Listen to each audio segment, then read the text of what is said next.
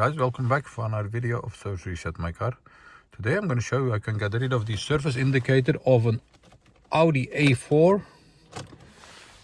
This indicator pops up when we turn the ignition on, and in this short video I'm going to show you how I can get rid of that. Before we start, I want to mention our YouTube channel, Service Reset My Car. Have a look at our channel for more than 500 other videos on how to reset different model cars. Use the comment area if you have any questions or tips, and I'll get back to you as soon as possible.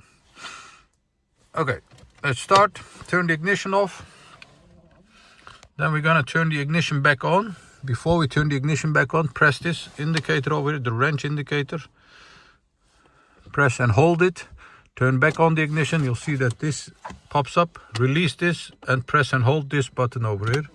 And you'll see that the indicator, service indicator, won't show up anymore. Do the check, ignition off, on, and you'll see that this doesn't show up anymore. Thank you so much for watching. I hope this helped you. Give us a thumbs up if you like our videos, and hope to see you next time with another video. Stay safe, take care, bye bye.